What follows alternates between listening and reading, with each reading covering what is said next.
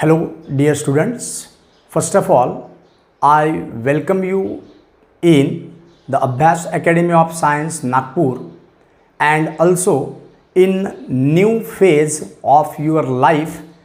In previously, you have just completed your higher secondary education, and now we are going to a new phase of life. We are approaching towards graduation. सो यहाँ पर graduation से मतलब BSc first year से हम एक उम्र के नए पड़ाव पर चढ़ने की कोशिश कर रहे हैं और जहाँ से हम करियर बिल्ड करने की या करियर को डेवलप करने की हम लोग यहाँ से शुरुआत कर रहे हैं ट्रू सेंस में।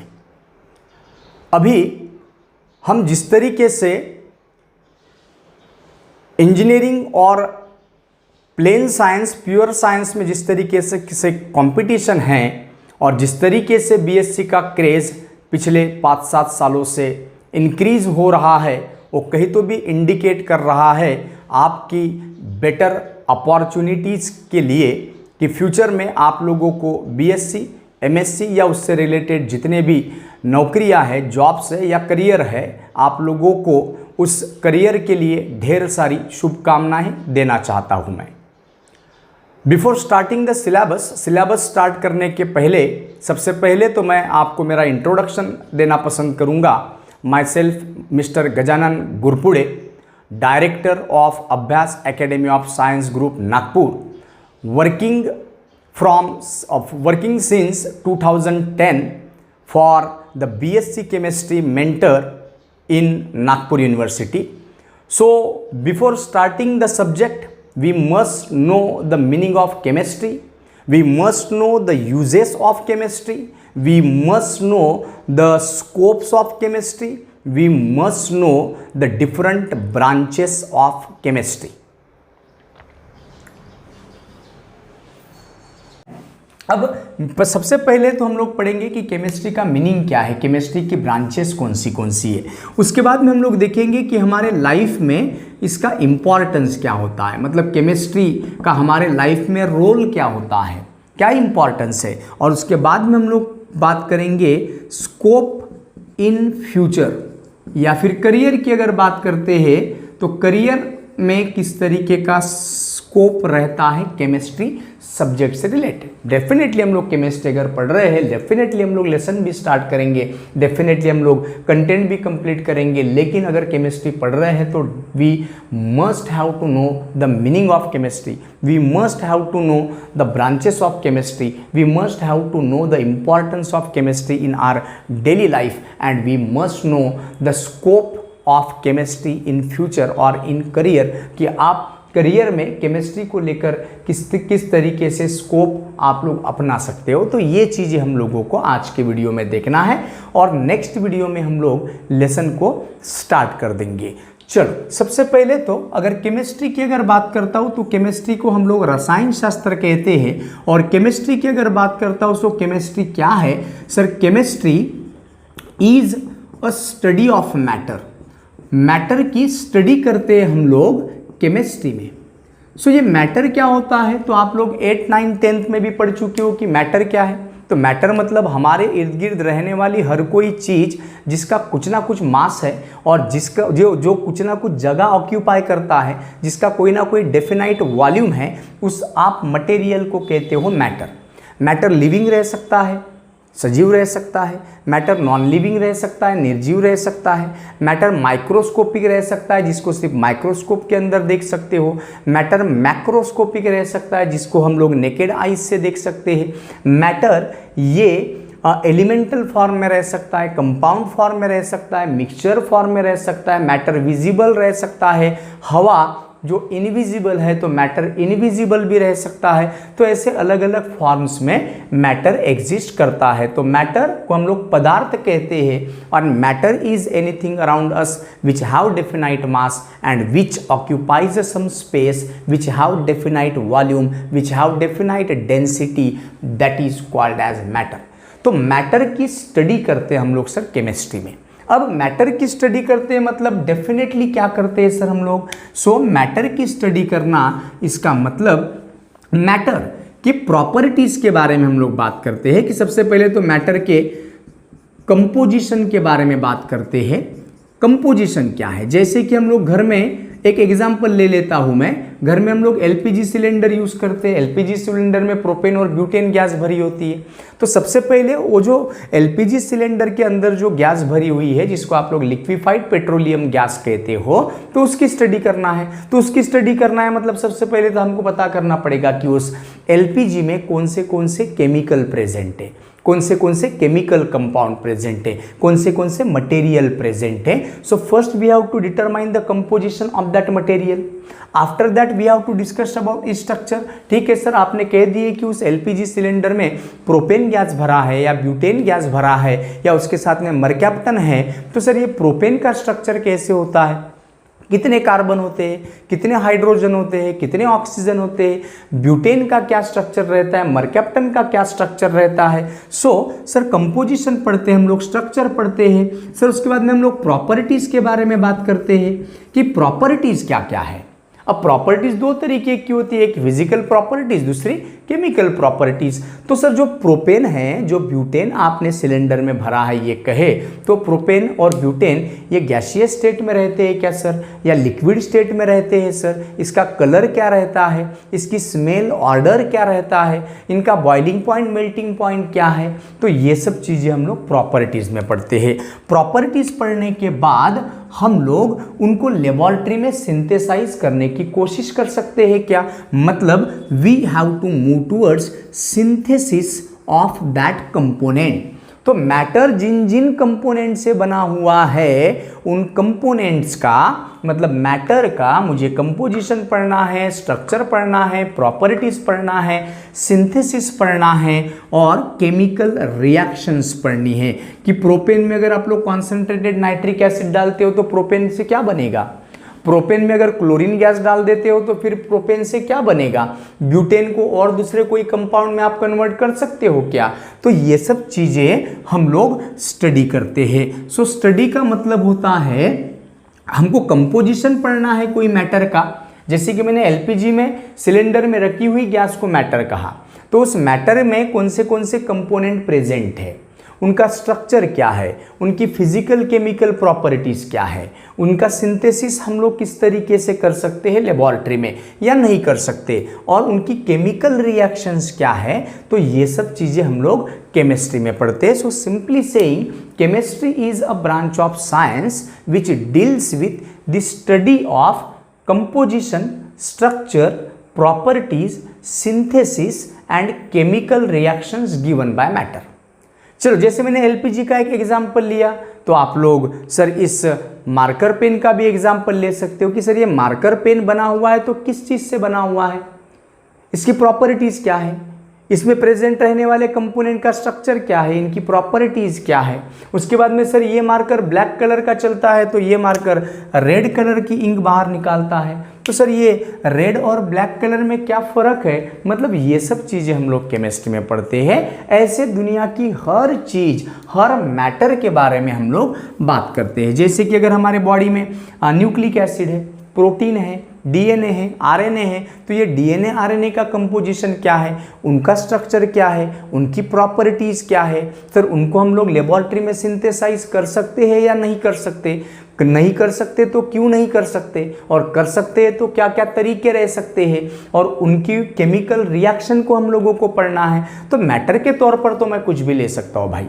सो chemistry is a branch of science which deals with the study of composition, structure, properties, synthesis and chemical reactions given by matter.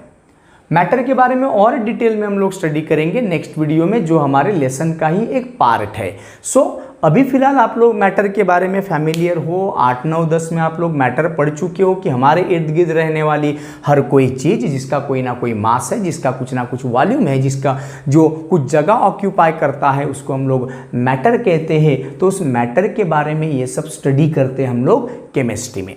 अब हम इस केमिस्ट्री में केमिस्ट्री की अलग अलग ब्रांचेस के बारे में बात करते हैं कि केमिस्ट्री की अलग अलग ब्रांचेस क्या होती है सर। जैसे साइंस में आप लोग ढेर सारे साइंस के बारे में बात करते हो, आप साइंस को केमिकल साइंस में डिवाइड करते हो, साइंस का पार्ट है एक फिजिक्स, साइंस का पार्ट है एक बायोलॉजी, साइंस का पार्ट है एक एनवायरमेंटल साइंस, और ऐसे ही सर हमारे केमिस्ट्री की भी ऐसे कोई ब्रांचेस है क्या? तो डेफिनेटली अब हम लोग एसएससी के ऊपर आए हैं तो अभी मुझे केमिस्ट्री के ब्रांचेस के बारे में भी पता करना होगा। सर केमिस्ट्री की ब्रांचेस क्या क्या है? वैसे तो ब्रॉडली हम केमिस्ट्री को 4 ब्रांचेस में डिवाइड करते हैं। एक को हम लोग कहते हैं ऑर्गेनिक केमिस्ट्री, दूसरे को हम लोग कहते हैं इनऑर्गेनिक केमिस्ट्री, तीसरे को हम लोग कहते हैं फिजिकल केमिस्ट्री, और चौथे को हम लोग कहते हैं एनालिटिकल केमिस्ट्री। एक एक का मीनिंग हम लोग समझेंगे स्टेप वाइज कि ऑर्गेनिक केमिस्ट्री क्या होती है। सर ऑर्गेनिक केमिस्ट्री में हम लोग क्या पढ़ाई करते हैं, इनऑर्गेनिक केमिस्ट्री में क्या पढ़ाई करते हैं, फिजिकल केमिस्ट्री में क्या पढ़ाई करते हैं, और एनालिटिकल केमिस्ट्री में क्या पढ़ाई करते हैं। सर ये 4 मेन ब्रांचेस के अलावा भी हमारे पास में ब्रांचेस है, जैसे कि पॉलीमर केमिस्ट्री। घर में आप लोग प्लास्टिक यूज़ करते हो, रबर यूज़ करते हो, क्लॉथ्स कपड़े यूज़ करते हो, तो sir all these are the polymers. तो ये पॉलीमर के बारे में जो स्टडी करते हैं उसको पॉलीमर केमिस्ट्री कहा जाता है। मेडिसिन जो आप लोग यूज करते हो, जिसको हम लोग ड्रग्स कहते हैं, that are nothing but the chemical compounds, वो भी केमिस्ट्री की ही देन है। तो सर मेडिसिन के कंपोजिशन, स्ट्रक्चर, प्रॉपर्टीज, रिएक्शन के बारे में जब हम लोग बात करते हैं तो अब मैं उसको मेडिसिनल केमिस्ट्री कहूँगा। वैसे ही एटम बॉम्ब बनाने की बात, हाइड्रोजन बनाने की बात, या फिर हम लोग सन में होने वाली जो कुछ भी रिएक्शंस है तो न्यूक्लियर रिएक्शंस होती है, न्यूक्लियस के अंदर रहने वाली। तो न्यूक्लियस के प्रॉपर्टीज़ के बारे में, न्यूक्लियर रिएक्शंस के बारे में हम जहाँ बात करते हैं उसको न्यूक्लियर केमिस्ट्री कहते हैं। वैसे ही कोई सब्सटेंस मैग्नेट के तरफ अट्रैक्ट करता है तो कोई सब्सटेंस मैग्नेट के तरफ अट्रैक्ट नहीं करता। जो अट्रैक्ट करता है उसको पैरामैग्नेटिक कहते हैं, और जो अट्रैक्ट नहीं करता, रिपेल करता है, उसको हम डायामैग्नेटिक कहते हैं। तो अभी सवाल ये है कि ये मार्कर को अगर मैं मैग्नेट के पास में लेकर जाऊँ तो ये मार्कर अट्रैक्ट नहीं होगा मैग्नेट के तरफ, लेकिन अगर मैं आयरन पिन या आयरन नेल को मैग्नेट के तरफ लेकर जाता हूँ तो सर आयरन नेल क्यों मैग्नेट के तरफ अट्रैक्ट करता है? तो ये मैग्नेटिक प्रॉपर्टीज़ की स्टडी जब हम लोग करते हैं तो उसको मैग्नेटोकेमिस्ट्री कहा जाता है। ऐसे ढेर सारी केमिस्ट्री की और भी सब ब्रांचेस है, लेकिन हम लोग ब्रॉडली इन 4 ब्रांचेस को हम लोग हमारे लेवल पर पढ़ते हैं। चलो हम लोग एक एक ब्रांच को एक्सप्लेन करके देते हैं कि सर ये ब्रांचेस क्या क्या है। तो सर ऑर्गेनिक केमिस्ट्री जो होती है वहाँ पर हम लोग ऑर्गेनिक कंपाउंड्स के बारे में पढ़ाई करते हैं। अब ऑर्गेनिक कंपाउंड्स क्या होते हैं सर? तो सिंपली सेइंग हम लोग जा रहे हैं, हम लोग सामने वाले वीडियो में आपको ये सब चीज़ें बताएंगे कि मैटर क्या है, कंपाउंड क्या है, एलिमेंट क्या है, मिक्सचर क्या है, मेटल क्या है, नॉन मेटल क्या है, मेटेलॉइड क्या है, फिजिकल प्रॉपर्टीज़ कौन सी होती है, केमिकल प्रॉपर्टीज़ कौन सी होती है। तो ये सब चीज़ें हम लोग नेक्स्ट वीडियो में देखेंगे, क्योंकि वो हमारे वो लेसन का कंटेंट है। अभी तो मुझे सिर्फ केमिस्ट्री का मीनिंग समझना है, उसका इंपॉर्टेंस समझना है, और उसका भविष्य में क्या हम लोग करियर बना सकते हैं सर, वो सब चीज़ें हम लोगों को बात करनी है। तो सिंपली सही ऑर्गेनिक कंपाउंड के बारे में आप थोड़ा बहुत जानते हो, 10वीं में पढ़े आप लोग कि कार्बन रहने वाले कंपाउंड को आप लोग ऑर्गेनिक कंपाउंड्स कहते हो। ऐसे कंपाउंड जो प्लांट और एनिमल से पाए जाते हैं, ऐसे कंपाउंड को ऑर्गेनिक कंपाउंड्स कहा जाता है। और उन ऑर्गेनिक कंपाउंड्स की जब हम लोग ये सब एस्पेक्ट में स्टडी करते हैं तो अब मैं कहूँगा कि sir this content is a part of organic chemistry. Sir जे कंपाउंड प्लांट आणि ॲनिमल पासून मिळत नाही ते मिनरल्स पासून मिळतात, किंवा ज्या कंपाऊंडमध्ये कार्बन प्रेझेंट नसतो, carbon for C for carbon, तर त्या इनऑर्गॅनिक कंपाऊंडचा अभ्यास जिथे आपण करतो त्याला म्हणायचं inorganic chemistry. So inorganic chemistry is a branch of chemistry which deals with the study of inorganic compounds. अभी आप लोग सिर्फ एक एक वर्ड्स में ध्यान रखो कि ऑर्गेनिक कंपाउंड्स मतलब कार्बन रहने वाले कंपाउंड, इनऑर्गेनिक कंपाउंड मतलब कार्बन नहीं रहने वाले कंपाउंड. फिजिकल केमिस्ट्री में हम लोग क्या पढ़ते हैं? तो फिजिकल केमिस्ट्री में हम लोग एनर्जी के बारे में बात करते हैं, एनर्जी या फिर इंटर कन्वर्शन ऑफ मैटर. जैसे सॉलिड लिए, सॉलिड को हीट दिए तो लिक्विड बन जाता है, लिक्विड को हीट दिए तो गैस बन जाता है सर। तो ये ट्रांसफॉर्मेशन क्यों होता है? एनर्जी का कोई रोल है क्या? टेम्परेचर प्रेशर का कोई रोल है क्या? या सर एनर्जी के बारे में, मैटर के बारे में और ये ऑर्गेनिक इनऑर्गेनिक कंपाउंड के स्ट्रक्चर और उनके प्रॉपर्टीज़ के बारे में, उनके फिजिकल प्रॉपर्टीज़ के बारे में जब हम लोग बात करते हैं तो वहाँ पर हम लोग फिजिकल केमिस्ट्री कहते हैं। So physical chemistry is the branch of chemistry which deals with the energy change and during the transformation of matter from one phase to another phase or during the chemical reaction, so that is called as physical chemistry. Analytical chemistry में हम लोग analysis करते हैं। Analysis का मतलब होता है to find out, मतलब कोई भी अगर आप लोगों को मैंने मटेरियल दे दिया, अब मैंने ये मार्कर पेन की इंक आपको दे दिया और आपको कहा कि जाओ भैया ये इंक में कौन सा केमिकल कंपाउंड है वो खोजो, कौन सा केमिकल कंपाउंड है ये खोजने के बाद मैंने कहा कि उस केमिकल कंपाउंड का प्रमाण कितना है, मतलब कंपोजिशन भी खोजना है और अमाउंट भी खोजना है। तो सर एनालिटिकल केमिस्ट्री में हम लोग एनालिसिस करते हैं। So analytical chemistry is the branch of chemistry which deals with the analysis of the components present in the given substance and their amount. तो ये मैंने इन शॉर्ट आप लोगों को इनके बारे में डिस्क्रिप्शन दिया। नेक्स्ट वीडियो में जैसे जैसे सामने जाएंगे डेफिनेटली हम लोग इसको और एक्सप्लोज करते जाएंगे और थोड़ा सा डिटेल में बात करते जाएंगे। सो ऑर्गेनिक केमिस्ट्री में हम लोग ऑर्गेनिक कंपाउंड्स की पढ़ाई करते हैं, इनऑर्गेनिक कंपाउंड्स में इनऑर्गेनिक कंपाउंड्स की पढ़ाई करते हैं, एनालिटिक फिजिकल केमिस्ट्री में हम लोग एनर्जी के बारे में बात करते हैं, फेज ट्रांसफॉर्मेशन के बारे में बात करते हैं।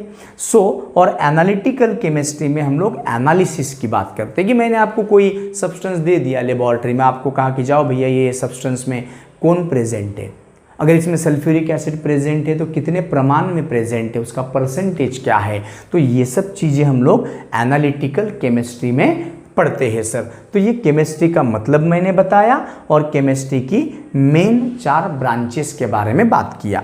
अब मैं चल रहा हूँ कि सर ये केमिस्ट्री का हमारे डेली लाइफ में क्या यूज़ है। सो यूजेस और इम्पॉर्टेंस ऑफ केमिस्ट्री, हमारे लाइफ में सर ये यूजेस क्या है, इम्पॉर्टेंस क्या है। तो एक एक चीज़ को एक्सप्लेन करते हैं। जैसे कि आप लोग कहते हो food, clothing and shelter, these are the 3 basic needs of human being. कोई भी ह्यूमन बींग की ये 3 बेसिक नीड होती है, अन्न वस्त्र निवारा जिसको कहते हैं हम लोग। सो एक एक करके हम लोग एक्सप्लेन करते हैं। फूड, क्लॉथिंग, शेल्टर के बारे में बात करते हैं। वैसे ही हम लोग बात करते हैं इंजीनियरिंग में इसका क्या यूज़ है। उसके बाद में हम लोग बात करते हैं कि सर फूड इंडस्ट्री में इसका क्या यूज़ है। हम लोग बात करेंगे कि ड्रग इंडस्ट्री में, फार्मास्यूटिकल इंडस्ट्री में क्या यूज़ है। वैसे ही हम लोग बात करेंगे एनर्जी के रिस्पेक्ट में कि एनर्जी जिसकी बगैर ये दुनिया की कोई भी चीज़ काम नहीं करती, उस एनर्जी में हमारे केमिस्ट्री का क्या इम्पोर्टेंस होता है। और उसके बाद में हम लोग बात करते हैं मटेरियल साइंस के बारे में। तो ये एक एक चीज़, इसके अलावा भी बहुत सारे यूजेस है हमारे केमिस्ट्री के हमारे लाइफ में। We can't imagine our life, हम हमारे लिविंग ऑब्जेक्ट की लाइफ को केमिस्ट्री के बगैर इमेजिन नहीं कर सकते। चलो एक एक करके हम लोग एक्सप्लेन करते हैं।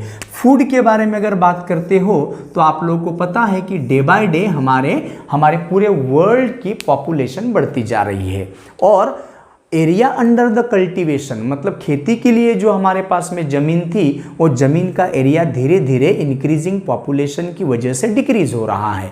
अब कम जगह में आप लोगों को इतनी सारे पॉपुलेशन का अगर पेट भरना है तो कम जगह में आपको ज़्यादा से ज़्यादा फूड प्रोडक्शन करना पड़ेगा। और ज़्यादा से ज़्यादा फूड प्रोडक्शन कैसे करेंगे, तो उसके लिए हमारे पास में फर्टिलाइज़र्स है जो ज़मीन की सुपीकता को बढ़ाते हैं, ज़मीन की फर्टिलिटी को बढ़ाते हैं।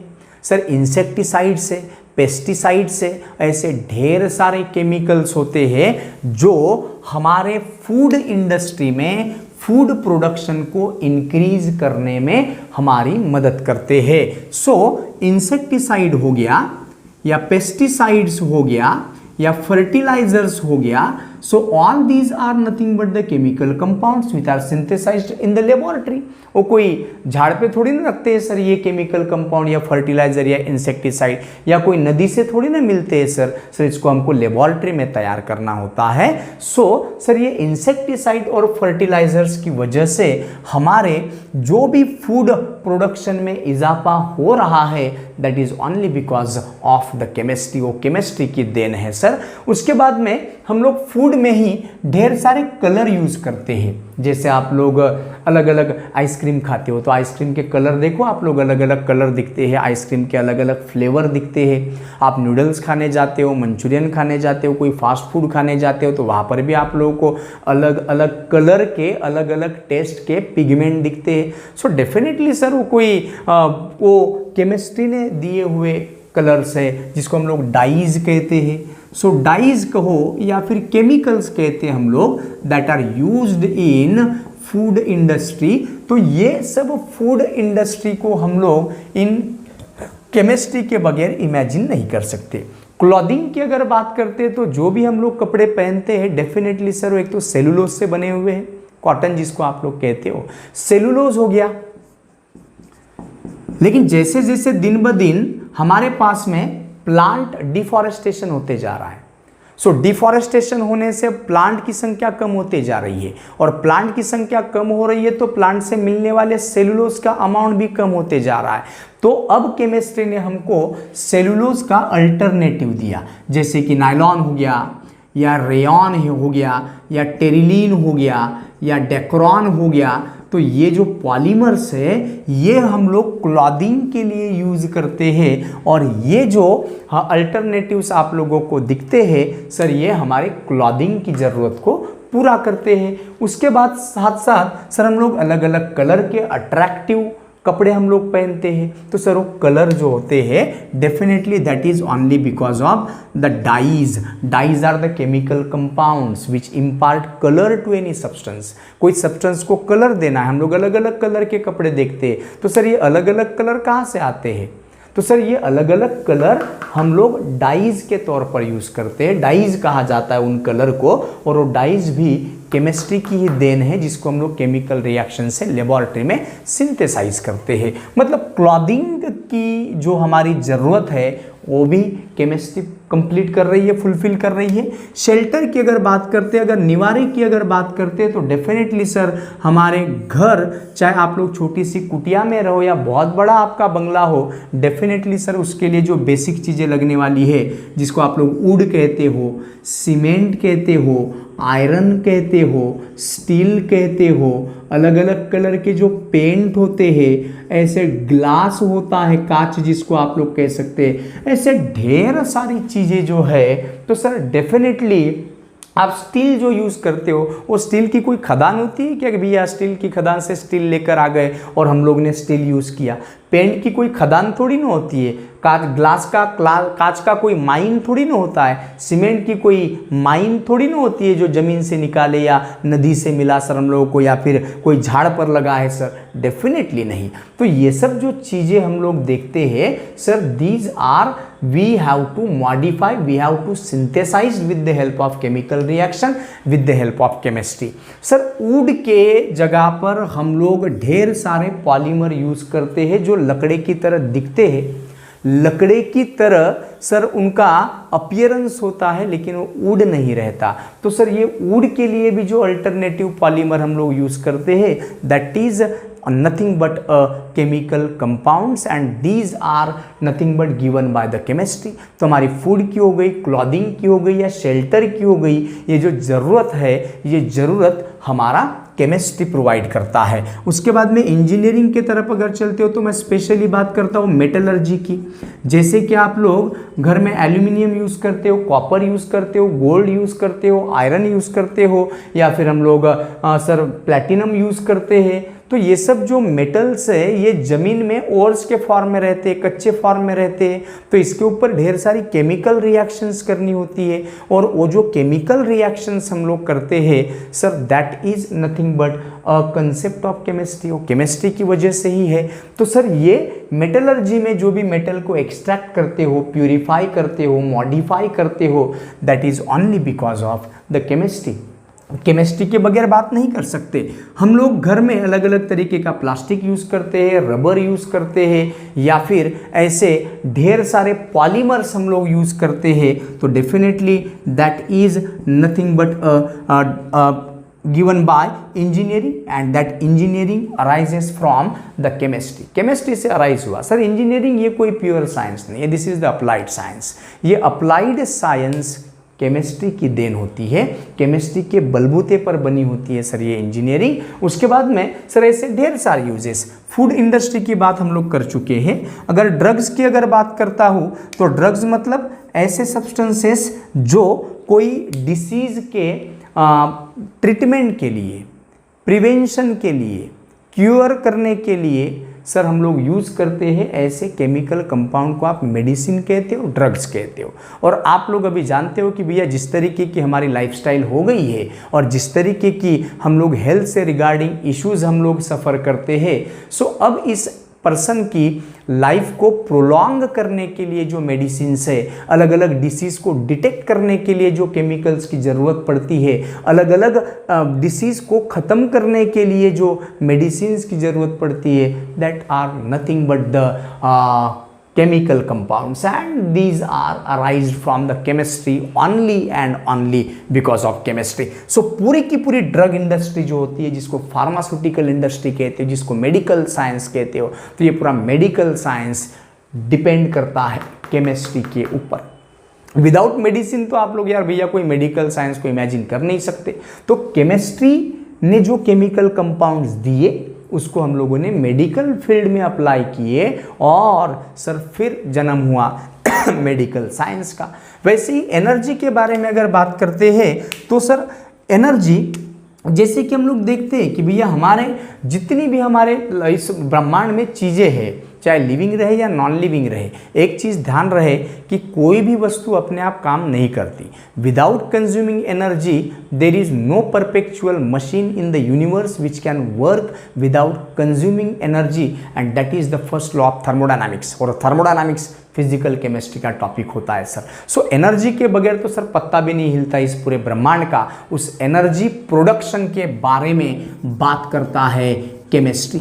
एनर्जी जो भी प्रोडक्शन होती है, आप थर्मल पावर प्लांट देखते हो, आप लोग न्यूक्लियर पावर प्लांट देखते हो, आप लोग हाइड्रो इलेक्ट्रिक पावर प्लांट देखते हो, तो भैया किसके ऊपर बेस्ड है? कोई तो भी चीज़ जला रहे हो, जलाकर स्टीम तैयार कर रहे हो, स्टीम से टरबाइंस घुमा रहे हो, और टरबाइंस घूमने के बाद में मैकेनिकल एनर्जी का कन्वर्शन इलेक्ट्रिकल एनर्जी में कर रहे हो। तो सर डेफिनेटली सर ये एनर्जी प्रोडक्शन का कंसेप्ट भी सर ये कंबशन रिएक्शन के बेसिस पर। आज पेट्रोल चाहिए आपको, डीजल चाहिए, केरोसिन चाहिए, तो ये सब जितने भी फ्यूल्स है ये हमको एनर्जी देते हैं जलने के बाद। तो ये फ्यूल्स क्या है सर? केमिकल कंपाउंड्स है, हाइड्रोकार्बन्स है, ऑर्गेनिक कंपाउंड्स है। सो एनर्जी प्रोडक्शन के कंसेप्ट को हम लोग इमेजिन नहीं कर सकते बगैर केमिकल कंपाउंड के, बगैर केमिस्ट्री के।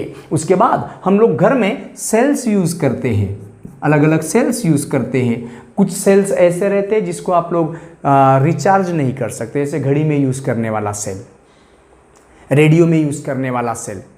लेकिन मोबाइल में प्रेजेंट रहने वाला जो सेल या बैटरी है उसको रिचार्ज किया जा सकता है। तो दो तरीके के सेल्स होते हैं, और ये सेल्स जो है या इन्वर्टर्स है, बैटरीज है sir, definitely that are the electrochemical cells. Electric current generate होती है केमिकल रिएक्शन की मदद से। मतलब सर वो जो इलेक्ट्रोकेमिकल सेल्स हैं सर, वो इलेक्ट्रोकेमिकल सेल भी केमिकल रिएक्शन की ही देन है और केमिस्ट्री की ही देन है। केमिस्ट्री के बगैर आप एनर्जी को इमेजिन नहीं कर सकते। आप कोई सेल या कोई बैटरी या कोई इन्वर्टर को आप लोग इमेजिन नहीं कर सकते। चलो उसके बाद में अगर मटेरियल साइंस की अगर बारे में बात करते हैं तो सर ग्लास प्रोडक्शन की अगर बात करते हैं, प्लास्टिक प्रोडक्शन की अगर बात करते हैं, रबर प्रोडक्शन की अगर बात करते हैं, पॉलीमर प्रोडक्शन की अगर बात करते हैं, या अभी हम लोग टेक्नोलॉजी यूज़ करते हैं सर, जहाँ पर हम लोग माइक्रो प्रोसेसर यूज़ करते हैं, तो माइक्रो प्रोसेसर में सिलिकॉन चिप लगी होती है। सिलिकॉन क्या है सर? एक एलिमेंट है मतलब सर वहाँ पर भी केमिस्ट्री आई। तो ये जो जितनी भी चीज़ें आप लोग देख रहे हो, जितनी भी चीज़ें आप लोग यूज़ कर रहे हो, तो सर ये सर मटेरियल साइंस भी इस केमिस्ट्री के ऊपर ही बेस्ड है। So without chemistry we can't imagine this field. आज कौन से डिपार्टमेंट में केमिस्ट्री नहीं है?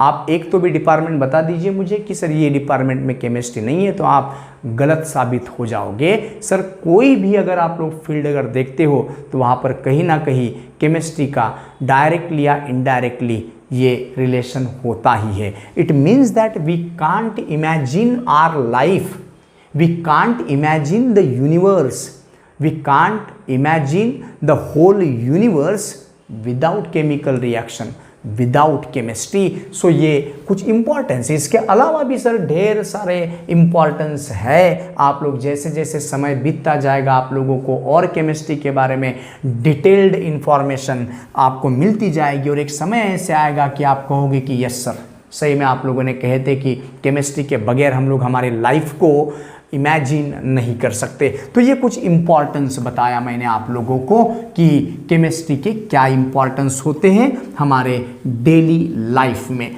चलो सर, अब हम लोग केमिस्ट्री के बारे में अगर बात कर ही रहे हैं तो क्यों ना हम लोग केमिस्ट्री का भविष्य में क्या स्कोप हो सकता है। डेफिनेटली सर, हम लोग जो कुछ भी पढ़ रहे हैं, जो कुछ भी हम लोग मेहनत करते हैं, चाहे हम लोग KG 1 से कहो, नर्सरी से कहो, सो KG से PG तक जो कुछ भी हम लोग पढ़ाई करते हैं, जो कुछ भी मेहनत करते हैं, definitely that is only for the earning money. हम लोग पैसा कमाने के लिए, हम लोग क्या, आप लोग भी भविष्य में आप लोग डेफिनेटली कुछ साल बीत जाओगे तो आप लोग भी सर हम लोगों को भी पैसे की ज़रूरत पड़ेगी। तो सर अभी हम लोगों को जो पैसे कमाने हैं वो कौन से तरीके से कमाने हैं?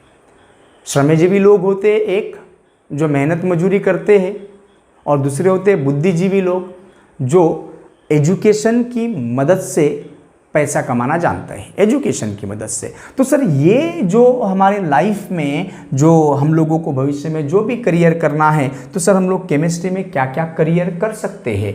तो दो तरीके का करियर हम लोग कर सकते हैं केमिस्ट्री में। एक, हम लोग इंजीनियरिंग फील्ड के तरफ जा सकते हैं, और दूसरा हम लोग मास्टर डिग्री ले सकते हैं केमिस्ट्री में, मास्टर इन केमिस्ट्री। सो ये दो तरीके की पॉसिबिलिटीज़ है, मेन पॉसिबिलिटीज़ जहाँ पर हम लोग देख रहे हैं, तो ये दो पॉसिबिलिटीज़ होती है सर। उसके अलावा केमिस्ट्री को ही लेकर हम लोग सर्जिकल डिपार्टमेंट में जा सकते हैं, क्लिनिकल डिपार्टमेंट में जा सकते हैं, पैथोलॉजी लैब के तरफ जा सकते हैं। Sir all these are the scopes. चलो हम लोग ये दो स्कोप्स के बारे में बात करते हैं। तो इंजीनियरिंग की अगर आपको बात बताऊँ दोस्तों, तो एक चीज़ आप लोगों को बताना चाहूँगा कि हमारे महाराष्ट्र में सिर्फ कुछ ही कॉलेज ऐसे हैं जहाँ पर केमिकल इंजीनियरिंग का डिपार्टमेंट होता है। नागपुर में 2 ही कॉलेज है जहाँ पर केमिकल इंजीनियरिंग पढ़ाई जाती है या केमिकल इंजीनियरिंग के डिपार्टमेंट है। एक Lakshmi Narayan institute of technology LIT, और दूसरा होता है VNIT विश्वेश्वरैया इंस्टीट्यूट। तो यहाँ पर सिर्फ 2 ही जगह है नागपुर में जहाँ पर हम लोग केमिकल इंजीनियरिंग पढ़ सकते हैं।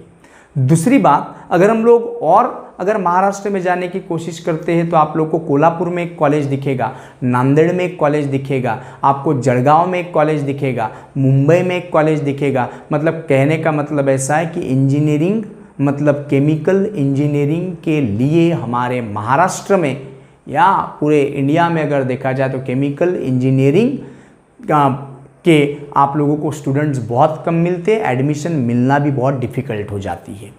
तो केमिकल इंजीनियरिंग हम लोग कर सकते हैं, बैचलर ऑफ इंजीनियरिंग, उसके बाद उसमें मास्टर कर सकते हैं। उसके बाद में सर हम लोग अगर इंजीनियरिंग की तरफ जाना नहीं चाहते, प्योर साइंस ही अगर लेना चाहते हैं, तो केमिस्ट्री में हम लोग मास्टर कर सकते हैं, MSc कर सकते हैं, और MSc करने के बाद सर बहुत सारी स्कोप आप लोगों को है। तो इंजीनियरिंग करो या MSc केमिस्ट्री करो, ये दोनों के स्कोप्स क्या क्या है, कहाँ कहाँ पर हम लोगों को रिक्रूटमेंट के ऑफ़र आते हैं। जैसे कि इंडियन ऑयल हो गया, IOCL हो गया, IOCL जिसको कहते हैं, भारत पेट्रोलियम हो गया, या जितने भी पेट्रोलियम कंपनीज़ है वहाँ पर हम लोग अप्लाई कर सकते हैं केमिस्ट्री को, अगर इतना एजुकेशन करते हैं तो। उसके बाद में हम लोग फूड कॉरपोरेशन ऑफ इंडिया, या फिर उसके बाद में हम लोग ऑर्डिनेंस फैक्ट्री, या फिर DRDO डिफेंस ऑर्गेनाइजेशन रिसर्च, जिसको हम लोग डिफेंस रिसर्च ऑर्गेनाइजेशन हम लोग कहते हैं, DRDO हो गया, ऑर्डिनेंस फैक्ट्री हो गया, FCI हो गया, IOCL हो गया, भारत पेट्रोलियम हो गया। सर ये बड़ी बड़ी जो कंपनीज़ है जिसको हम लोग नवरत्न कंपनीज कहते हैं, या फिर जो भी गवर्नमेंट की पोस्टिंग होती है, तो सर ये इसके लिए आप लोगों को एक तो बैचलर ऑफ केमिस्ट्री होना, बैचलर ऑफ इंजीनियरिंग होना होता है केमिकल इंजीनियरिंग में, नहीं तो मास्टर इन केमिस्ट्री होना होता है। इसके अलावा भी आप लोग ढेर सारी फार्मास्यूटिकल कंपनी में अप्लाई करते हो एज अ केमिस्ट, तो ऐसे ढेर सारे स्कोप्स आप लोगों को केमिस्ट्री में दिखते हैं। एक चीज़ आप लोग ध्यान रखो कि सर केमिकल इंजीनियरिंग की स्टूडेंट बहुत कम होते हैं हमारे महाराष्ट्र में, और उसके अकॉर्डिंग उसके रेशियो में अगर हम लोग बात करते हैं तो रिक्रूटमेंट या डिमांड बहुत ज़्यादा होती है। तो हम लोग ये जैसे जैसे आप लोग भविष्य में पढ़ते जाओगे वैसे वैसे आप लोगों को आपके केमिस्ट्री के सब्जेक्ट के बारे में स्कोप्स मतलब तैयार होते हुए दिखते जाएंगे। So this is all about the introduction part of chemistry. Sir introduction part इतने ही पार्ट में क्या नहीं, हम लोग ऐसे 10 वीडियो बना सकते हैं जहाँ पर केमिस्ट्री के बारे में और भी डिटेल डिस्क्रिप्शन दे सकते हैं, बट आई थिंक सो कि sir that is not necessary now. जैसे जैसे समय बीतता जाएगा वैसे वैसे आप लोग खुद केमिस्ट्री के बारे में और भी इंफॉर्मेशन आप लोगों को मैं प्रोवाइड करता रहूँगा, और खुद आप लोग उसमें स्कोप्स आप खुद ब खुद ढूंढते जाओगे। So chemistry is nothing but a study of matter, मतलब पहले मैटर की स्टडी करो, और मैटर की स्टडी करने के बाद उस मैटर के यूजेस देखो, और उस मैटर को लेबोरेटरी में सिंथेसाइज करने की कोशिश करो, और उसी मैटर की मदद से और कोई केमिकल कंपाउंड बन सकता है क्या, उसके फिराक में रहते हैं हम लोग केमिस्ट्री में। About some introduction of our subject chemistry in short. इसके बाद वाली वीडियो में हम लोग क्या करेंगे, तो chemistry is a study of matter, आपने केमिस्ट्री को स्टडी ऑफ मैटर कहे, तो सेकेंड वीडियो में मैं आप लोगों को बताऊंगा कि what do you mean by matter, matter कितने प्रकार का हो सकता है, मैटर के अलग अलग क्या क्या टाइप्स है।